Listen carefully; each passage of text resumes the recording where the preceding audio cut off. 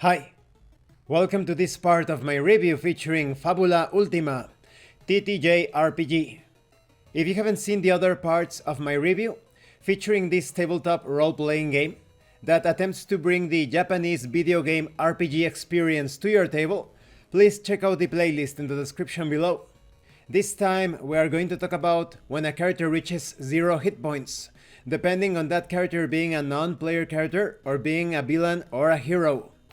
When a character's hit points fall to 0, the dangers and harm they have endured have become unbearable. Depending on their role within the story, defeated characters will have different options available to them. In the case of non-player characters, when an NPC reaches 0 hit points, that character loses all will to fight. Whoever defeated them gets the right to determine their fate. They may be captured, forced to flee, knocked unconscious, or even slain. Now, I don't think this is a very good rule, because it is considerably difficult to attack someone without killing that person. That is, in a real life or death confrontation. This is not when, for example, a policeman points his gun at the criminal and then the criminal gets on the floor and he puts the handcuffs. No, this is fighting with your swords, with your guns, that is attempting to harm the other character. So I think this should depend on a check to see if you manage to injure the character enough to capture that character alive. Now, some creatures might simply be destroyed when reduced to 0 hit points. Constructs such as golems and robots will cease to function. Elemental beings will vanish or dissipate, and undead often crumble to dust. Now, concerning villains, some non-player characters are a bit more important than others. These are villains, the main antagonists in the story. You will find more information about them in another section of the book. We will talk about that in a future part of this review series. When reduced to 0 hit points, a villain must choose one of two options: escaping or surrendering. When it comes to escaping, villains have a pool of special points, mirroring the player character's Fabula points. These are called Ultima points. When reduced to 0 hit points, a villain may spend 1 Ultima point and safely disappear from the scene. The Game Master describes how this happens. If a villain has no Ultima points left, they may still escape by escalating into a more dangerous version of themselves. The other option is surrendering. The villain surrenders and is treated as any other non-player character. Their fate rests in the hands of those who have defeated them. In general, a villain will only choose this option if it's the only choice they have left. If the player character shows mercy to a villain, they might even earn a new ally. This would also be a spectacular way to introduce a new player character to the group. Now, I actually think this is a great mechanism, because in many Japanese video game RPGs, you have these villains that you have to fight several times throughout the course of the adventure, or perhaps you could say the course of the entire game. So this mechanism allows you to make those dramatic escapes or exits when it comes to the villain being in danger of being killed. And those points will run out.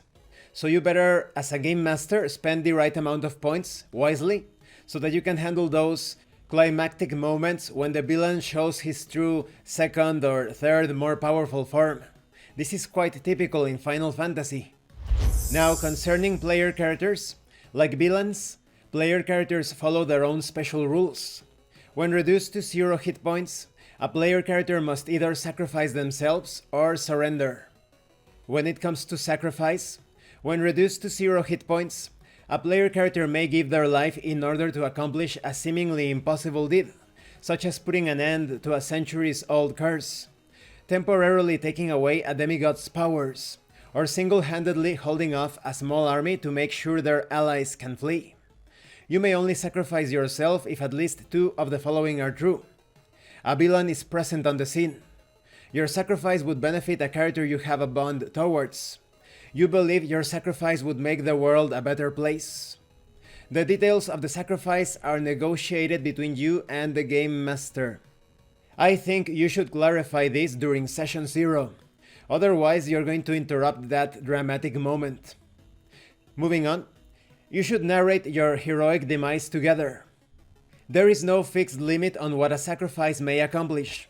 You can and should go overboard with this, especially as you will permanently lose your character. It is important to note that player characters who sacrifice themselves have accepted their death and normally cannot be brought back to life, because they peacefully become one with the stream of souls. It isn't a bad way to go. So in the cosmology of Fabula Ultima, the spirits of the deceased generally return to the stream of souls that permeates the world. But some might be trapped by evil sorcery, transported to other dimensions, or even possess a will strong enough to retain their identity after death. The mechanics of the game do not give you the option of bringing characters back to life for two main reasons. Firstly, the death of a player character should be meaningful. And secondly, the mystery of the afterlife should be something you explore and shape together as part of your story. So there is still a pretty strong Final Fantasy influence over Fabula Ultima, as much as it tries to present itself to recreate any sort of Japanese video game RPG. This is mostly Final Fantasy.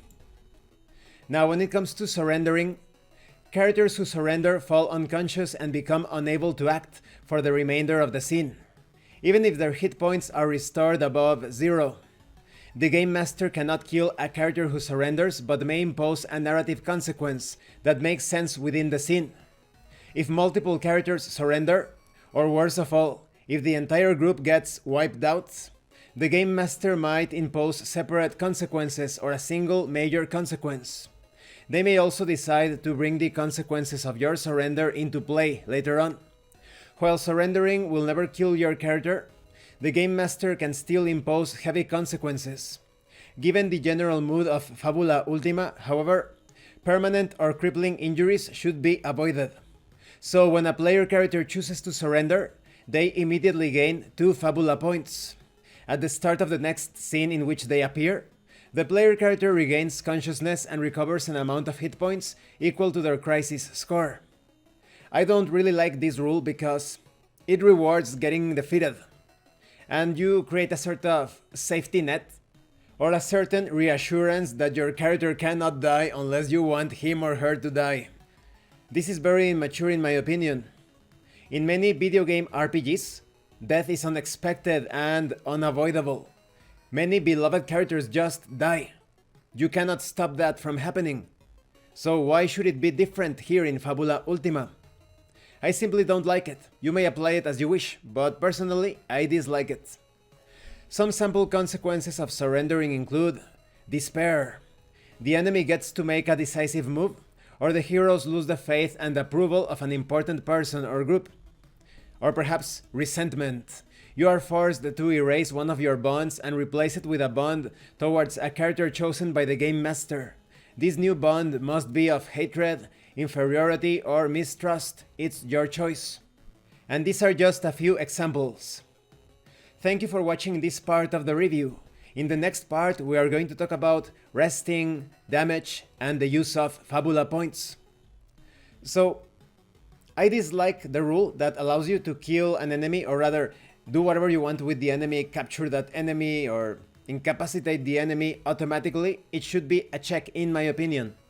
And while I like the mechanics for villains when they get defeated, the hero mechanics, I think they should be handled carefully, or perhaps, depending on the genre within the JRPG experience that you are trying to represent, because otherwise the players are going to feel so confident that their characters are always going to survive. But that being said, there are some Japanese role-playing games, very specific ones, where the characters have this very noticeable plot armor. So if you are trying to express that sort of sensibility, JRPG sensibility, then you should go for it. But in general, I do not like it, but that's just me. Thank you for watching this part of the review, and thank you for your likes and your comments. If you have any questions or comments, please let me know. And thank you so much to those of you that are going the extra mile to support the channel. If anyone else wishes to further support the channel, the information on how to do that will be in the description below. Once again, thank you, and see you later.